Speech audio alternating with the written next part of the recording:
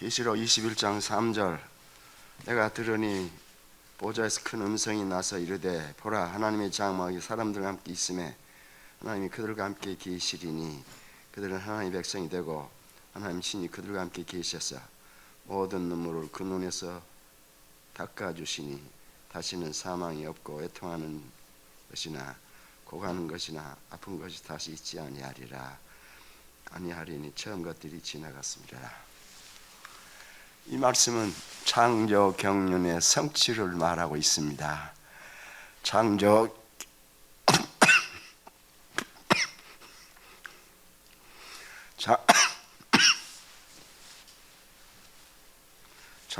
경륜이 창세기 있었으면 좀 더 이해가 쉬웠을런지도 모릅니다. 계시록 끝에 가 있으니까 이걸 창조 경륜으로 경륜의 성취로 이해를 못했다고 볼 것입니다. 창조 경륜이라는 것은 하나님이 창조 시에 나타내신 경륜을 뜻합니다. 감사합니다. 창조 경륜은 하나님이 자기 백성을 가지시고 그 백성 가운데 거하시며 찬양과 경배를 받으시는 것입니다. 하나님이 이 일을 위해서 이 우주 만물을 창조하시고 사람을 창조하셨습니다. 창조 경륜을 모르기 때문에 종교개혁자들도 하나님이 이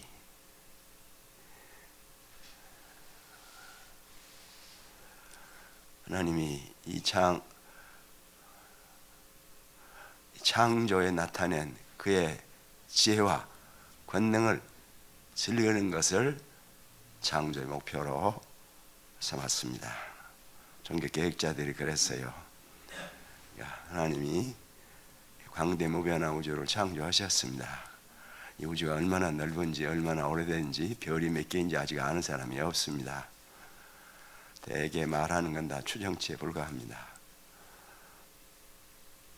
그래서 통사 천억 개, 이 우주에 천억 개 별자리들이 있고 각 별자리들마다 천억 개의 별이 있다. 그렇게 말합니다. 하나님 그걸로 만족하지 않으셨어요. 하나님 그 광대무변한 우주를 창조하셨는데 인격체인 사람이 창조주와 창조주를 찬양하고 경배하지 않는다면 그건 창조가 모자란 거 아니겠습니까?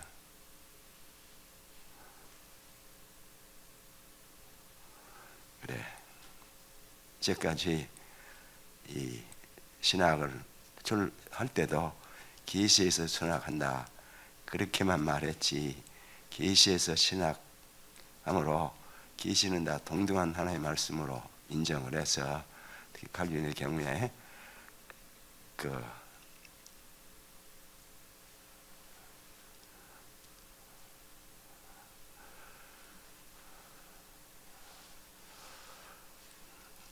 계시를 따라서 하나님이 역사하신다. 그러니까 모든 계시를 다 동일한 것으로 쳤습니다.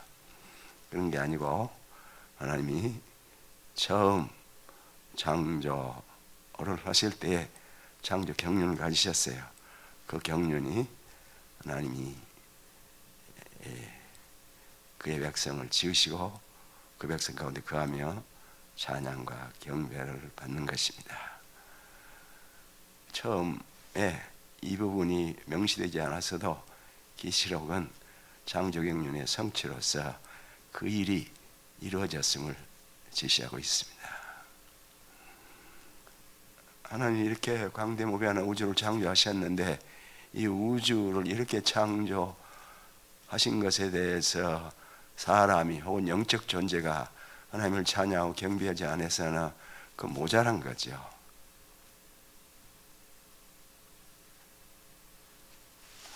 그래서 이제까지 신학의 출발점이 확실하지 않았습니다. 그리고 신학도 언제 개입하냐, 범죄에서 사람이 죽게 되었으므로 구원하기 위해서 하나님이 역사하셨다. 그렇게 신학을 시작합니다.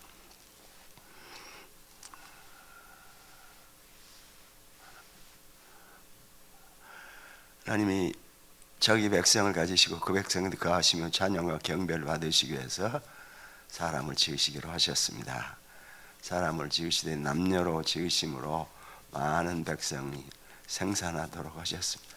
그래 많은 백성이 태어나와서 하나님을 찬양하고 경배하도록 하셨습니다. 아담은 하나님과 언약을 맺어서 하나님 언약 백성으로 살았기 때문에 모든 면에 하나님 섬김을 잘했습니다.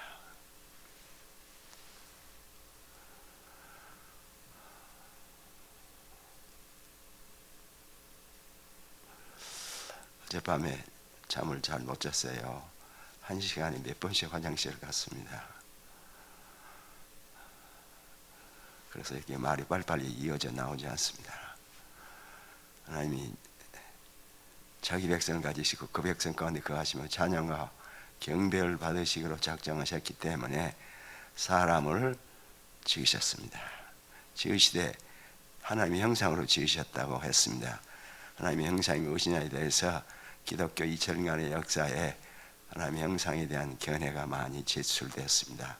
고대 교회들은 다 일반적으로 인간에게 있는 도덕적, 윤리적, 지성적, 윤리적 성품을 하나님의 형상으로 이해했습니다.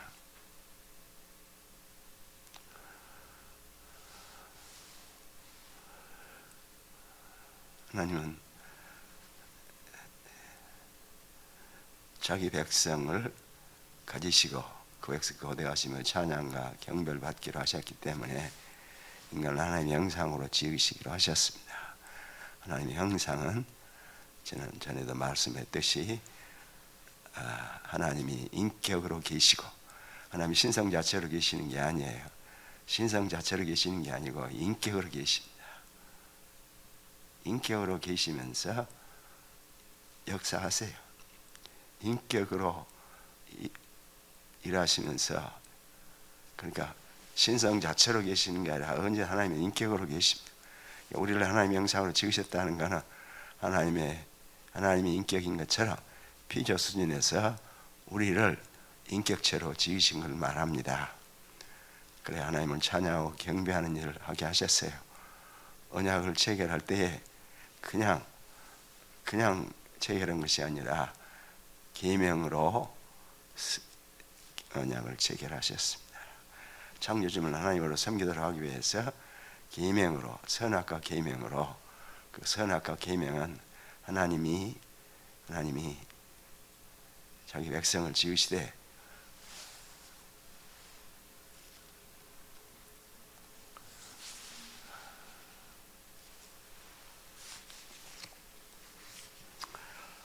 하나님 형상으로 지으시고 그리고 그래서 하나님만을 찬양하고 경배하도록 하셨습니다.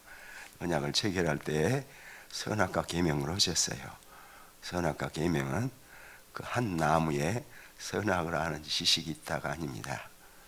그는 고대 민족들의 전설에 있는 그런 지혜의 열매 이야기고, 여기 하나님이 인간을 창조하실 때 하나님의 형상으로 지으셨다는 건 하나님께서 우리를 자기의 인격의 반사체로 지으신 걸 말합니다.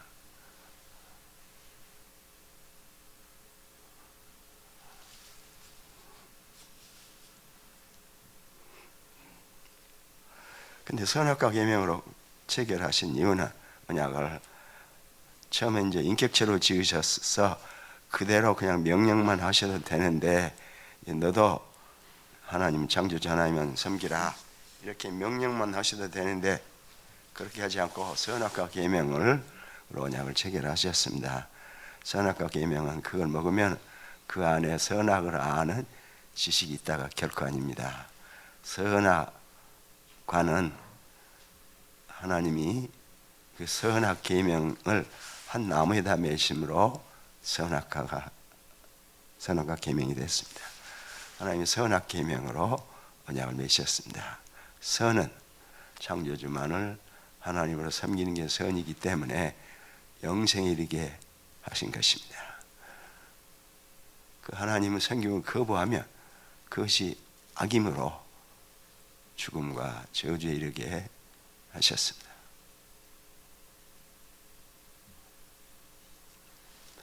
하나님이 인간을 인격체로 지으시고 그냥 명령만 하셔도 될 터인데 이렇게 선악계명으로 언약을 체결하셔서 창조주만을 하나님으로 섬기는 일을 전심하게 하셨습니다. 아담과 하와는 언약을 맺고 하나님의 언약 백성으로 하나님을 잘 섬겼습니다. 아침에 일어나서도 하나님을 찬양하고 경배했습니다. 점심 때도 하나님을 찬양하고 경배했습니다. 저녁 때도 하나님을 찬양하고 경배했습니다. 자기 전에도 하나님을 찬양하고 경배했습니다. 그렇게만 진행된 게 아닙니다. 아담은 자기 주변에 하나님의 언약 백성으로 세워졌으므로 하나님의 언약 백성으로서 하나님 섬김을 다하도록 했습니다. 하나님을 섬기는데 전심으로 하나님만 섬기도록 하셨습니다.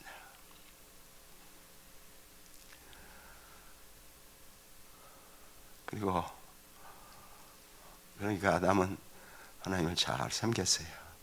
완전한 하나님의 형상으로서 하나님을 섬기는 자리에 있었습니다. 잘 섬겼습니다.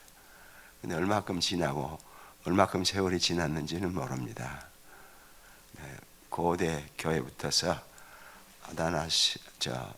에레나이오스 또 아구시누스 등은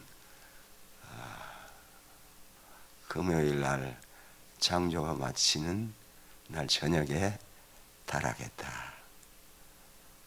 그렇게 주장을 했습니다. 그건 맞지 않습니다. 하나님이 만물을 창조하시고 하나님이 자기 백성을 지으셨는데 그 백성이 하나님을 섬기는 일을 하기도 전에 타락했다는 것은 하나님의 창조가 실패했다는 것밖에 안 됩니다. 그러니까 얼마큼 세월이 지났는지는 우리가 알 수 없어요. 하나님을 열심히 찬양하고 경배했습니다. 이렇게 지나고 있는데 유혹이 왔어요. 유혹자가 와서 하나님의 마음에 협소함에 하나님이 너희들을 들어 이 과일을 다 먹지 말라고 그러더냐. 아니, 그런 게 아니고 먹으면 죽을까 해서 그랬다. 죽긴 왜 죽어? 죽지 않는다.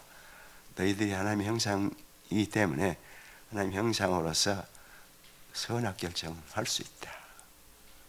하나님의 형상으로 자주자가 되라. 종처럼 그렇게 살지 말고 지금 너희들을 하나님이 종으로 부려먹는 자리에 있다. 종으로 서지 말고 전적으로 하나님만을 하나님처럼 하나님의 선악을 정하되 너희들도 하나님의 형상을 지음받았으니까 하나님의 형상대로 선악 결정을 하면 그것이 선악이 된다. 하나님이 정해놓은 것에 비교해서 반대로 정해도 그게 선악이 된다.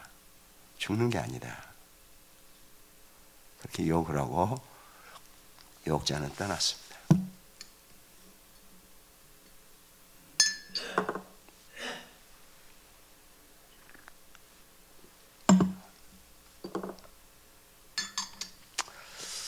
그런데 창조주의 말씀을 전적으로 의지하고 그게 순종해야 될 터인데 이 유혹의 말이 참 달콤하다고요.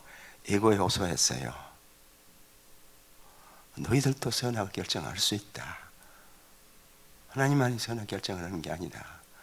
지금 이렇게 선악 결정을 해놓고 선악에 따라서 살도록 그렇게 한 것은 너희들로 하여금 노예 신분의 상태에 있게 한 것이라. 네가 선악을 결정해도 선악이 그대로 유지되고 죽는 게 아니다. 죽긴 왜 죽어? 그렇게 했습니다.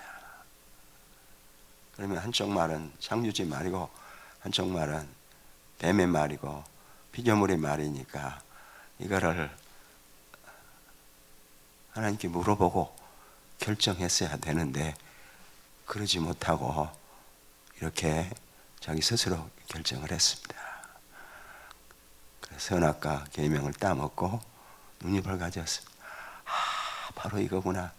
이러니까 하나님이 우리로 하여금 선악과 계명에 전적으로 먹지 말고 순종하라고 하셨다.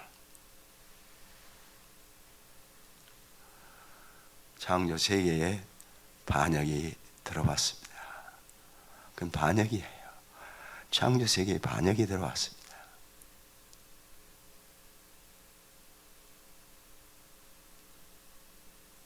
그래 선악과 계명을 범했습니다.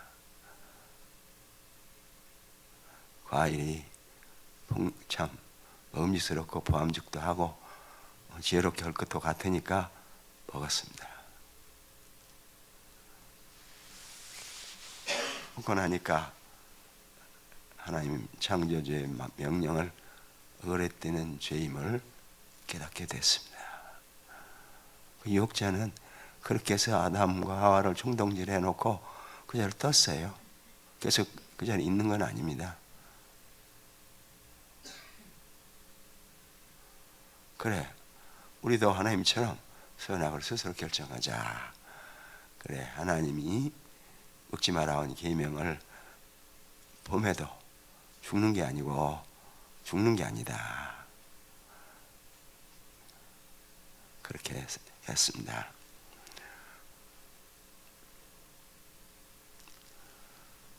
하나님은 창세기 2장 17절 저주와 죽음을 범죄자들에게 선언하셨습니다. 범죄자들에게 선언하셨어요. 하나님은 창조 세계에 반역이 들어왔습니다.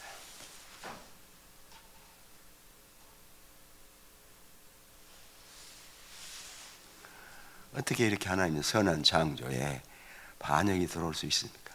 선악과 계명을 금령을 그냥 범했다 수준이 아니라 그걸 범한 수준이 아닙니다.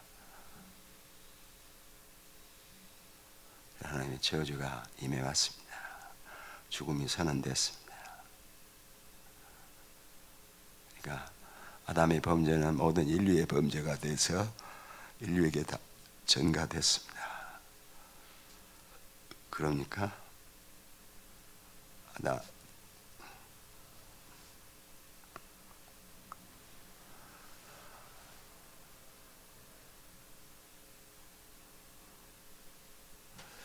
그래.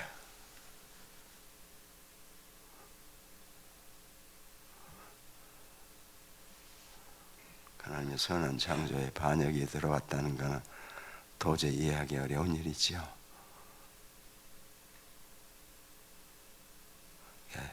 타락의 원인에 대해서 교부들부터서 신학자들이 여러 견해를 제시합니다. 그러나 저는 타락의 원인은 유혹이라고 봅니다. 유혹. 그래, 인륜 세계에 영생하도록 지어졌는데 인륜 세계에 죽음과 저주가 들어왔습니다. 그대로 두면 이 인류가 다 멸망해서 없어지게 돼 있습니다. 사랑이 많으신 하나님은 이렇게 범죄한 백성을 다시 돌이켜 자기 백성 삼기로 하셨어요.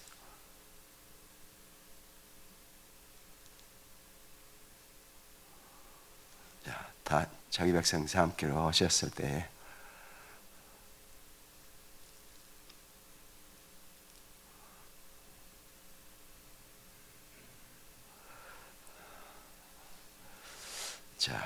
참 반역하니까 세상이 캄캄해지고 어두워진 거죠.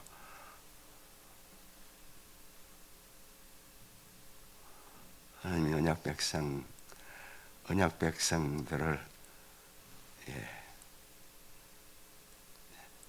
다시 돌이켜서 사랑이 많으신 하나님은 언약 백성을 다시 돌이켜서 영생에 이르도록 하기로 정하셨습니다. 그거는 영생에 이르도록 하려면 하나님의 법에 의해서 공의 법에 의해서 죄가를 갚아야 합니다. 우리는 하나님의 사랑이기 때문에 무조건 용서해 준다. 우리 이렇게만 강조를 했습니다. 그게 아니고 하나님이 그 백성들을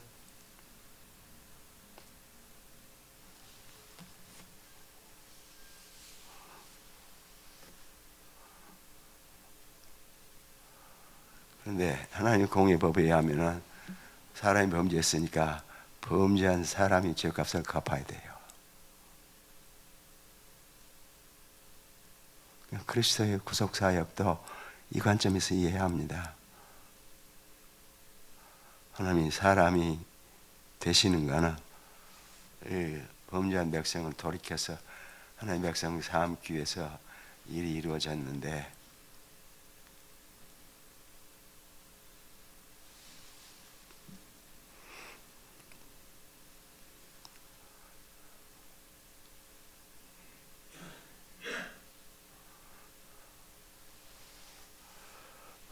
그래서 하나님은 인류의 죄값을 갚으심으로 반역한 백성들 다시 하나님의 백성으로 돌이키기로 하셨습니다. 그러니까 아담의 후손은 다 범죄자여서 죄값을 갚을 수 있는 사람이 아무도 없어요. 하나님이 그 범죄자의 죄값을 갚도록 하기 위하여 하나님이 사람이 되시기로 정하셨습니다. 그래서 사람이 자리에 오셔서 사람을 위하여 사람을 대신해서 속죄 제사를 하기로 하셨습니다. 그 길만이 인류가 구원될 수 있는 길이에요. 하나님이 그냥 사람으로 구원하신 게 아닙니다. 사람이 범죄했으니까 사람이 죄값을 갚아야 돼요. 사람이 죄값을 갚아야 합니다.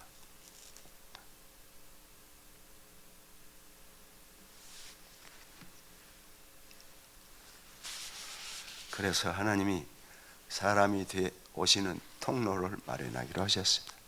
그것이 바로 아브라함을 부르신 것입니다. 아브라함은 갈대아 우르에 살았습니다. 그때 최첨단 문명의 도시입니다. 문명의 도시니까 우상이 성하죠.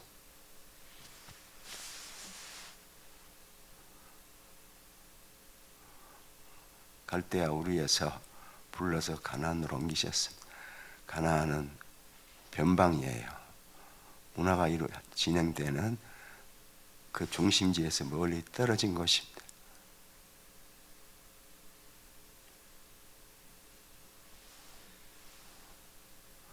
그래 아브라함을 갈대아 우르에서 불러내어 한 민족이 되는 일을 진행되게 하셨습니다.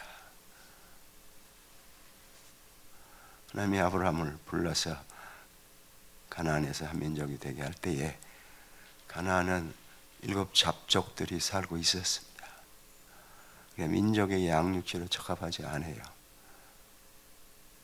그러니까 제일 적합한 곳은 애굽입니다. 애굽은 곡식이 풍성이 맺는 곳입니다. 그러니까 나일강이 여러분 가보시면 아시겠지만 한 5% 정도밖에 안 돼요. 나일강 주변에 그 농경지가 될 수 있는데 한 5%.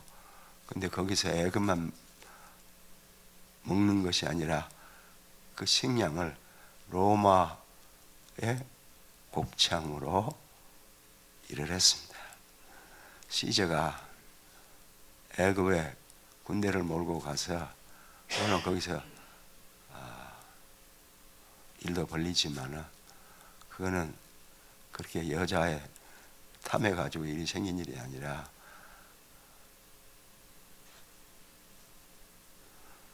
그래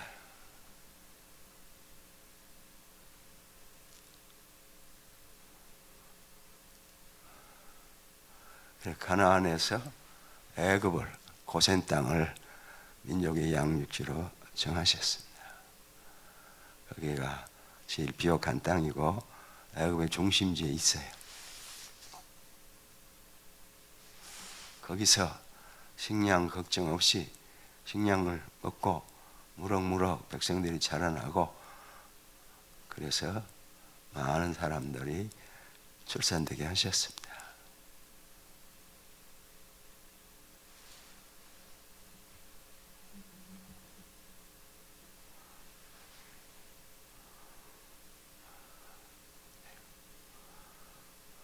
네. 아브라함이 그 자손들을 가나안으로 내려가게 할 때에, 그리고 애굽 민족의 양육지로 택한 거는 그거를 식량이 풍성하기 때문이고, 강한 군대가 야곱의 가족 70명을 애굽에 내려가게 할 때에 70명만 내려간 거 아니죠. 종들도 많이 내려가요. 그러면 그 군대가 막을 거 아닙니까? 그래, 민족의 은인의 가족으로 오도록 하기 위해서 7년 풍년, 7년 흉년을 나게 하셨습니다. 그래서 요셉을 미리 보내셨어요. 그거는 요셉이 하나님을 잘 섬기면 1인지 하, 만인지 상, 그걸 가르쳐 주기 위해서가 아니고 하나님의 백성을 잘 양육하도록 그렇게 조치를 하신 것입니다.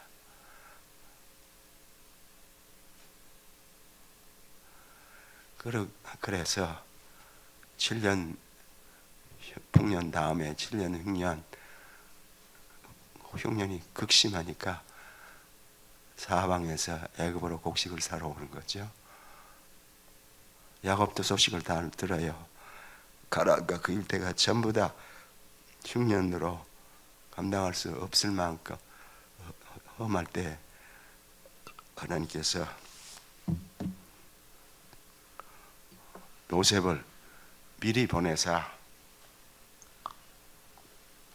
민족의 은인으로 그렇게 야곱의 가족을 맞아들이도록 하셨습니다. 하나님 잘 섬기면 만인지상, 1인지하 만인지상이 되는 그런 의미가 결코 아닙니다. 물론 요셉이 하나님을 잘 섬겼어요. 흠없이 섬겼습니다.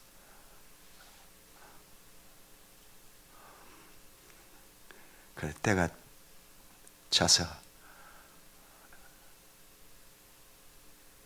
백성들이 더 이상 애굽에서 식량을 구하지 않으면 살 수 없도록 당뇨됐을 때 이제 식량을 사러 보내니까 열심히 알리고 아버지를 오도록 청한 거죠. 그렇게 하기를 400년 지났습니다. 민족은 많이 번창했어요. 얼마나 늘었냐? 장정만 60만이니까 20살에서 50세까지 군대에 나가 싸울 수 있는 사람을 수가 50만이에요. 60만. 근데 그걸 이제까지 60만이라고 하다가 이제는 200만이라고 하는데 200만이 아니에요. 최소한 300만에서 600만의 인구로 늘었습니다. 500만의 인구로.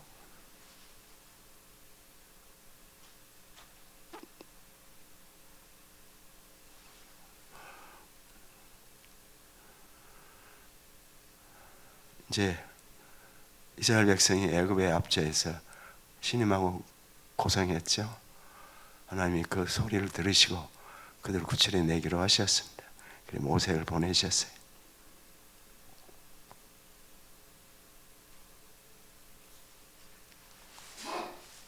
출애굽했습니다. 시내산에 왔습니다. 시내산에 와서 이스라엘 백성을 하나님의 언약 백성으로 세우는 언약 체결의 의식을 행했습니다.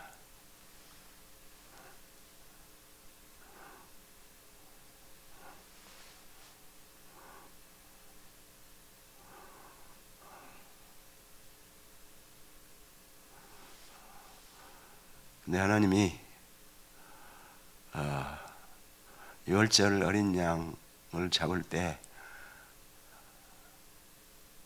어린 양을 잡음으로 하나님의 어린 양을 잡는 것을 예시했습니다. 어린 양이 제사에서 죄를 속함 받는다, 그게 아니고 하나님의 아들의 속죄 사역으로 죄가 용서되는 것을 알게 하셨습니다. 때가 찼습니다.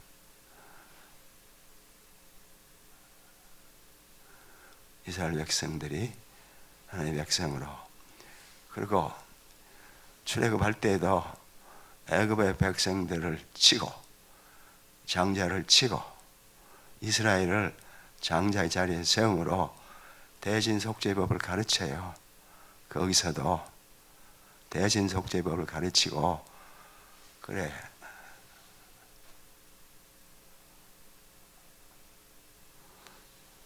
속죄 제사를 했습니다.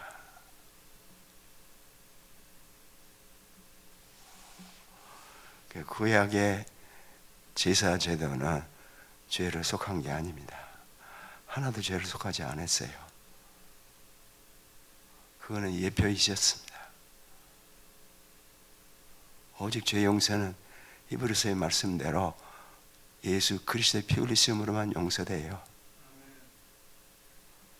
그러니까 그 제사는 그렇게 해서 죄가 용서된 걸 보이는 게 아니라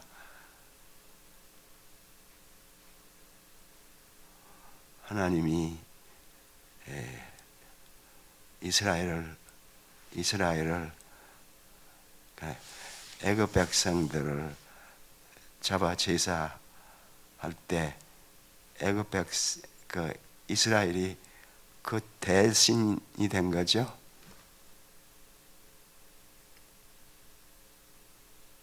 신의 산에 왔습니다.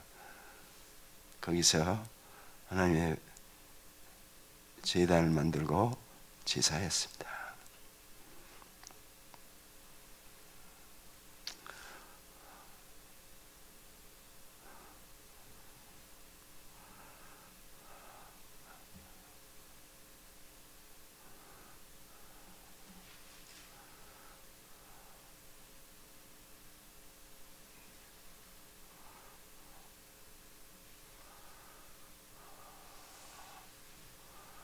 하나님이 이스라엘을 장자로 세우기 위하여 이스라엘의 애굽의 장자를 대신 바치게 했습니다.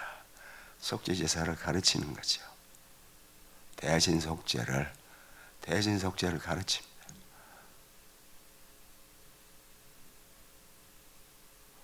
출애굽부터서 하나님이 대신 속죄의 법을 가르치신 것입니다.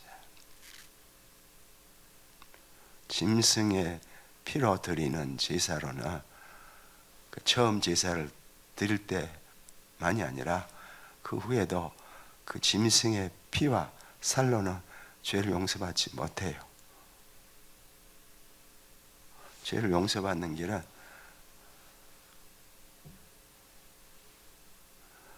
하나님의 어린 양 예수를 통해서 죄가 용서받는 것을 가르치신 것입니다. 구약의 피제사로는 한 사람의 죄도 용서되지 못했어요. 오직 그리스도의 피 흘림으로만이 죄를 용서받게 하셨습니다. 전부가 성경이 그리스도의 속죄 제사에 초점을 맞춰요.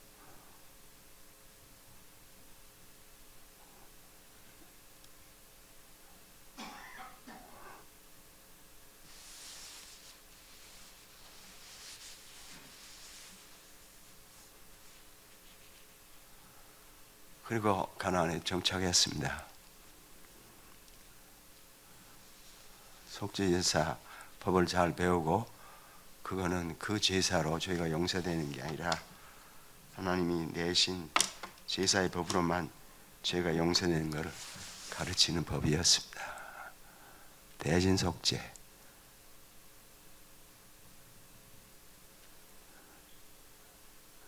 그래서 보통 출애굽이 1446년에 이루어졌다고 봅니다. 추측을 해요.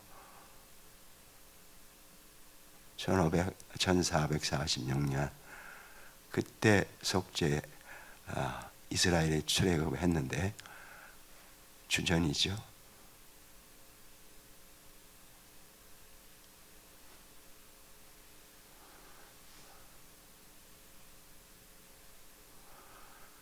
이제 때가 찼습니다. 그거는 날짜 계산으로 때가 찬 게 아닙니다.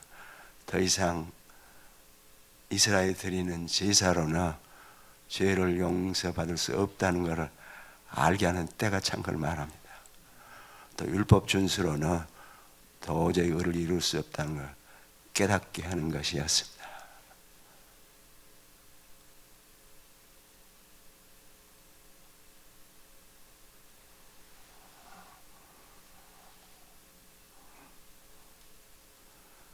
그 전에 아브라함이 이삭을 제물로 드렸을 때 솔로몬이 480년 출애굽 후 480년에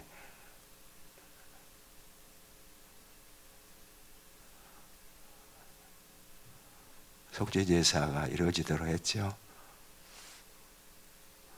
480년에 그냥 죄가 용서된 게 아니라 율법을 지켜서 죄 용서받을 수 없다는 깨달은 때가 참입니다. 때가 찼습니다. 그래, 또 짐승으로 드리는 제사로는 죄를 용서받을 수 없다는 걸 알게 된 때가 참입니다.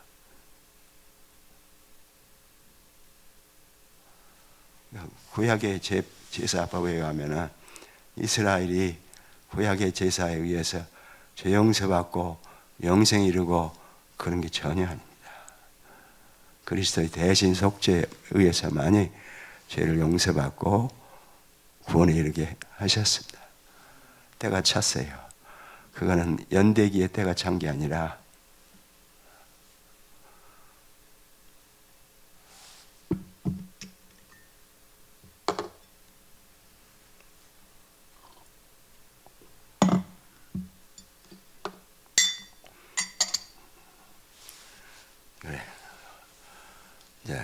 유대 백성들이 아무리 제사해봐도 짐승으로 드리는 제사로는 죄가 용서될 수 없다는 걸 깨달았습니다. 그 때가 참의 뜻입니다.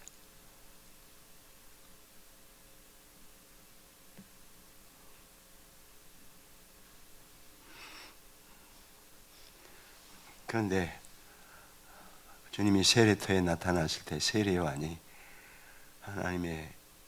하나님의 어린 양이라, 세상 죄를 지고 하는 하나님의 어린 양이라, 그냥 또 하나님의 어린 양이라. 요한복음 1장 29절 36절.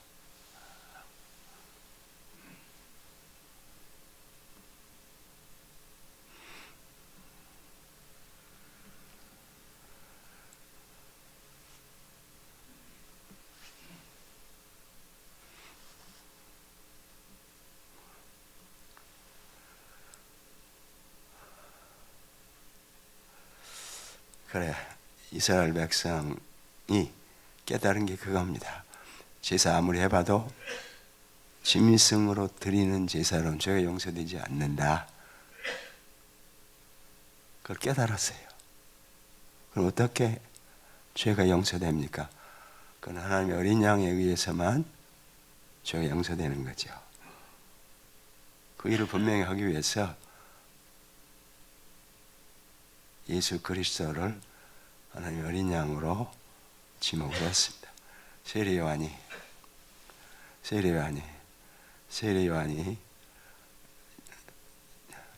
자기가 증거하는 이 나사렛 예수가 하나님 이스라엘이 그렇게 기다리고 바라던 하나님의 어린 양임을 증거했습니다.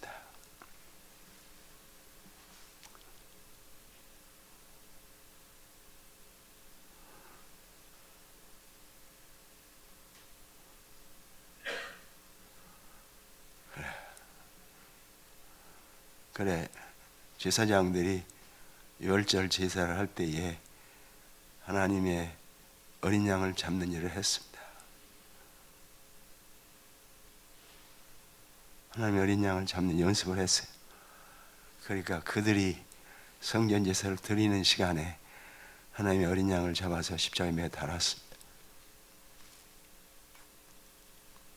그러니까 그 피 흘리심으로 죄가 완전히 속량된 거죠. 그 내용이 히브리서에 나와 있습니다. 나는 히브리서가 저자 이름이 알려지지 않는 책입니다. 2세 그리스도인이에요. 그래서 예수 그리스도를 하나님의 아들이라, 하나님의 어린 양이라고 증거함으로 세례 요한은 자기 할 일을 다 했습니다. 다 했어요. 더 이상 이스라엘이 민족적 단위로 할 일을 다 하니까 전사갈 필요가 없어졌죠.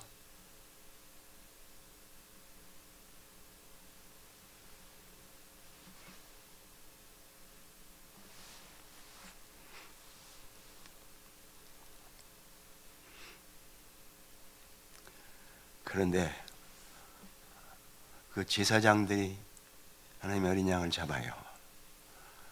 제사장들이 제물을 바칠 때에 제사장들이 제물을 잡아요. 특히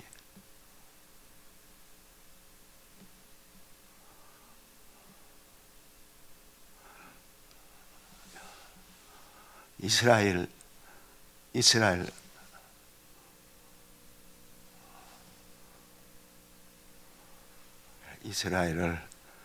하나님의 어린 양으로 잡았습니다.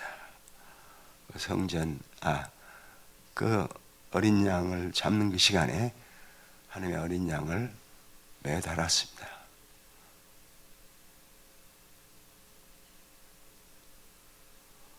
그러므로 하나님의 어린 양이 완전한 속죄를 이루게 됐습니다.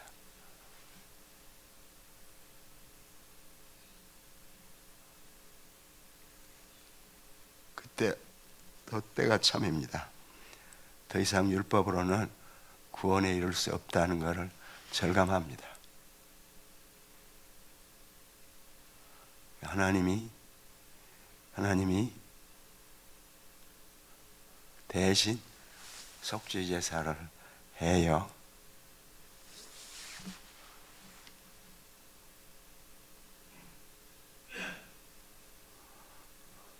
근데 그 전에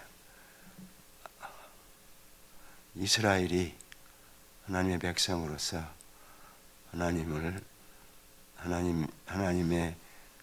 그 어린 양을 제물로 잡는 것을 지금 드러내셨습니다. 제사장들이 어린 양을 잡는 그 순간, 그러니까 성전 제사에 있어서 어린 양은 지성세 갖다 바치는 어린 양은 제사장만 잡아요. 그래, 하나님의 어린 양을 잡았습니다. 그리고 하나님의 어린 양을 십자가에 매달았습니다. 그러니까 성전 제사에서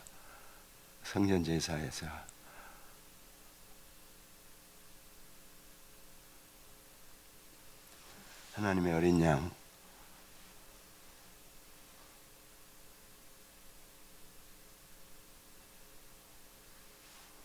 하나님의 어린 양을 잡았습니다.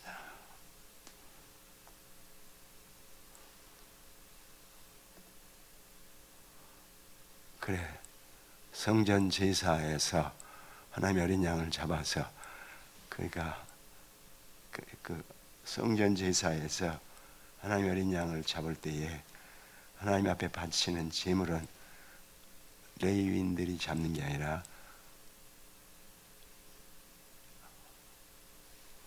레위인들이 잡는 게 아닙니다.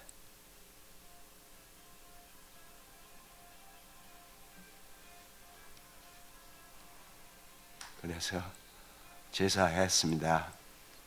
그리고 하나님의 어린 양을 제물에 올려 넣는 순간 십자가에 매달아 죽게 하셨습니다. 완전한 속죄 제사가 이루어지게 하셨어요.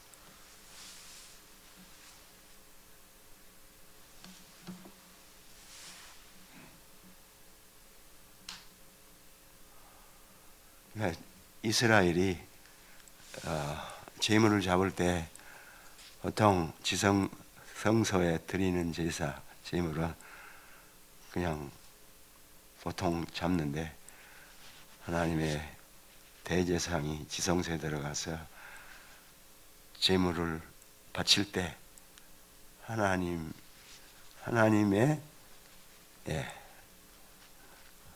어린 양을 잡았습니다. 생전 제사에 그걸 올리면서 그들은 하나님의 아들을 잡는 연습을 했습니다. 그러므로 구약의 피제사를 다 완성하셨습니다.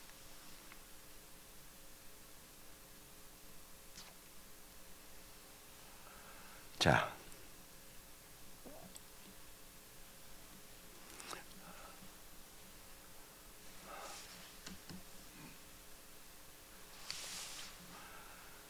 그 제사장들이 제사할 때는 레위인들이 제물을 잡았습니다. 그런데 대제사장이 하나님 앞에 제사할 때는 그 어린 양을 잡아서 제사할 때에 같이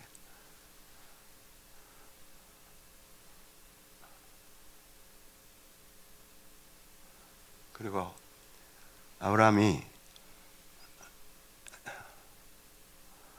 그 이삭을 제사하는 제사를 했죠. 그리고 그 제사하는 그때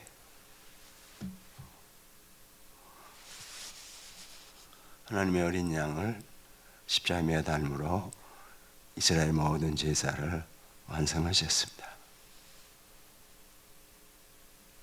성전 제사 지낼 동안에 이렇게 제사했어요. 그러니까 그 성소에서 제물을 드릴 때는 다른 사람들이 잡아가지고 그거를 제단 위에 올리면은 레위인들이 와서 제사하는데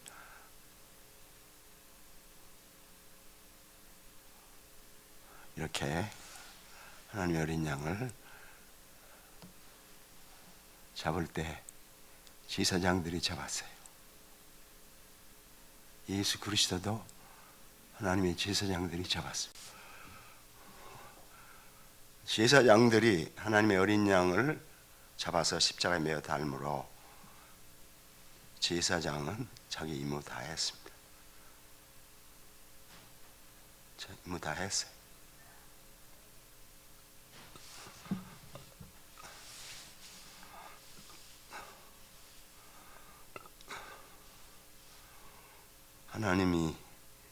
하나님이 세상을 이렇게 구원하신다는 것을 계속해서 구약 역사와 신약에서 말씀했습니다. 그리고 하나님의 아들이 이렇게 죽으심으로 이스라엘의 근본 존재 목적을 다 이루었습니다. 존재 목적 다 이루었어요. 더 이상 그들이 할 일이 없어졌어요. 존재 목적을 다 이루었습니다.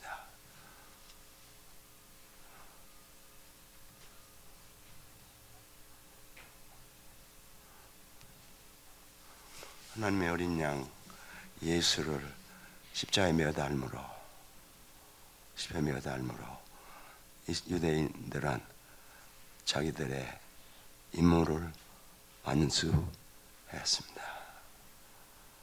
완수했어요.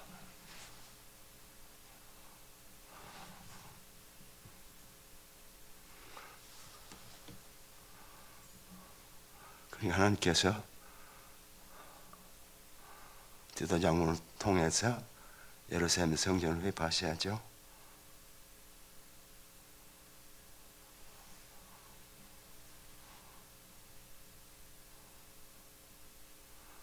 그래요.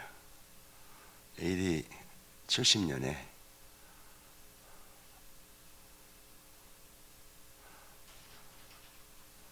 이스라엘 백성이 더 이상 할 일이 없게 됐습니다.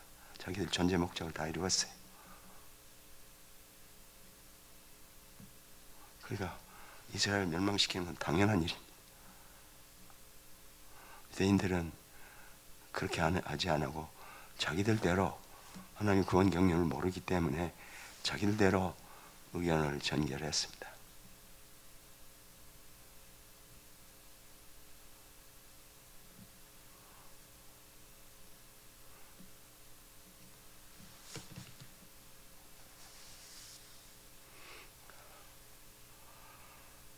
그리고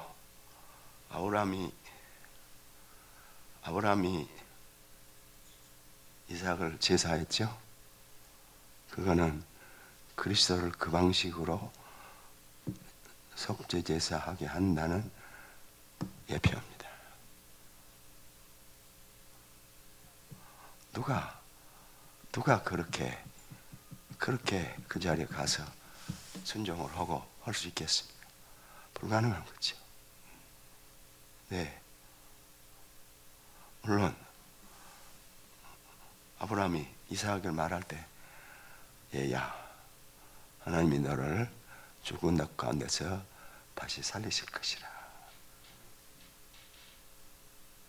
산 자들의 세계의 일이고 죽은 자들의 세계에서 어떻게 그걸 믿을 수 있어요? 다시 살아난다는 걸 어떻게 믿습니까?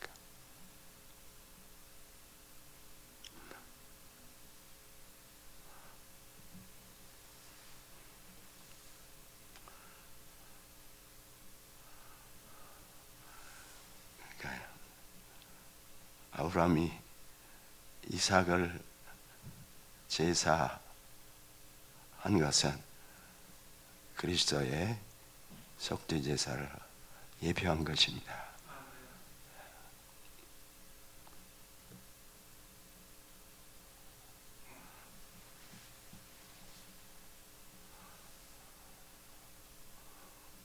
하나님이 그냥 구원하신 것이 아니라 이렇게 하나님이 자기 아들을 사람이 되어셔서 피 흘리게 하심으로 오늘 죄와 죽음에서 구원하셨습니다. 예수를 믿으면 모든 죄가 용서됩니다. 그런데 이런 속죄 제사의 방식이 이스라엘과 주변 나라에 없기 때문에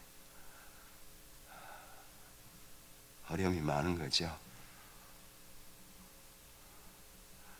어린 양 예수 그리스도를 십자가에 매어 달므로 하나님의 어린 양을 이제 잡아 매어 달았습니다.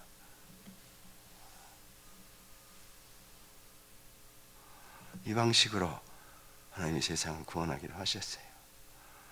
예수 그리스도를 믿으며 죄를 용서하기로 하셨습니다.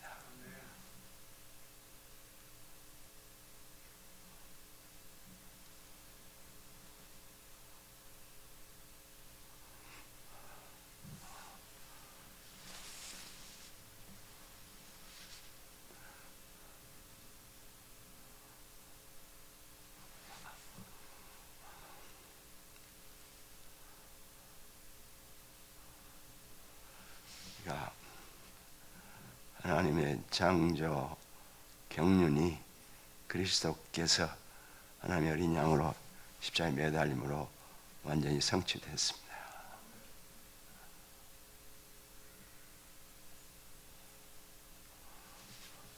그러니까 하나님께서 성전을 회복하기로 하셨어요. 성전 회복과 그대로 됩니까? 그래서 디도 장군의 선을 통해서 예루살렘 성을 에워쌌습니다. 3년 동안 에워싸니까 예루살렘 내에 있는 식량이 다 떨어졌습니다. 그래서 그들이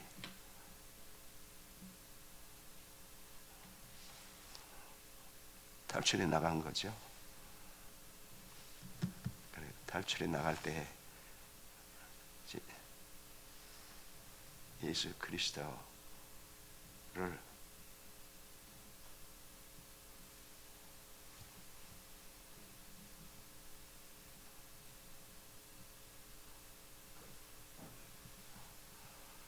하나님이 세상을 이처럼 사랑하사 이렇게 우리를 구원하셨습니다. 이 사랑을 늘 전파해야죠. 이 사랑을 늘 전파해야죠. 그래, 내가 이번에 캄보디아 가서 선교사들에게 강의할 때에 그냥 그렇게 막 써가지고 그냥 그것만 반복해서 설교도 된다.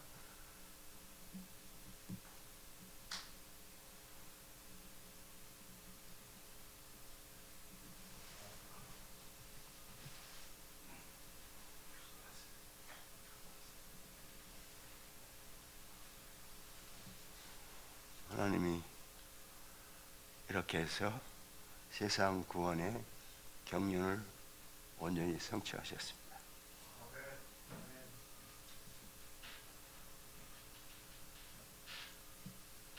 그러니까 우리는 이 십자가 사건을 보통 걸로 생각하면 안 되죠.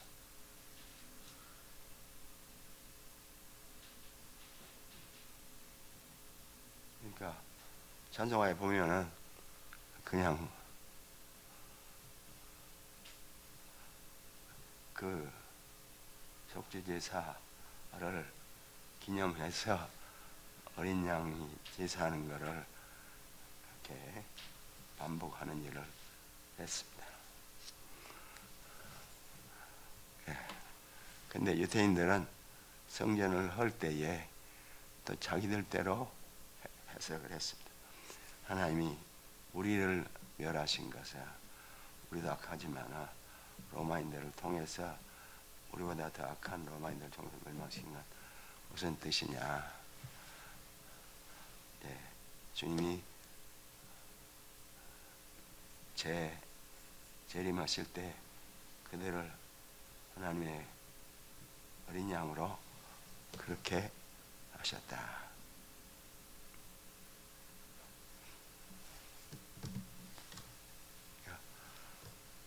기독교의 복음은 이와 같습니다. 하나님이 우리의 죄값을 대신 갚으시기 위하여 사람이 되시고 피 흘리셨습니다. 근데 보통 십자가에 못 박혀가지고 빨리 죽는 게 아니죠. 그래서 성전 그 제사하는 그 시간에 하나님의 어린 양을 십자가에 매어 달므로 그들이 할 일을 다 했습니다. 그러니까 하나님이 허시하죠. 이제는 허시하죠. 그래 허시했어요. 허시했습니다. 그리고 이 복음을 전파해서 많은 백성들에게 이르러 가도록 하기 위해 하나님이 성령을 보내셨습니다. 하나님이 성령을 보내셨어요.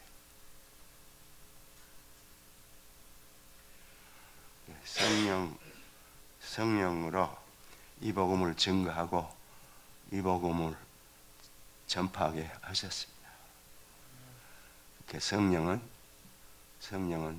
하나님의 어린 양으로서 십자가에 죽고 부활하심으로 하나님의 어린 양을 구원하는 일을 먼저 이루셨습니다.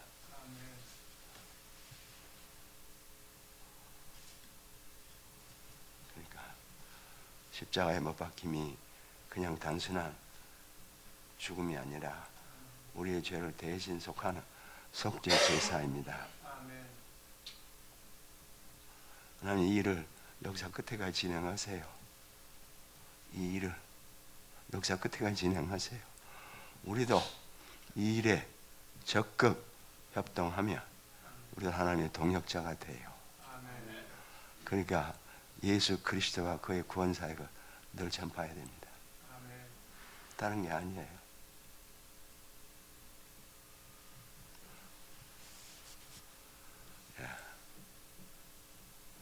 그러니까 십자가의 구속사역이 이루어진 후에 성령이 우리에게 오셨습니다. 우리를 하나님의 영원한 자녀가 되도록 하려고 성령이 우리에게 오셨어요.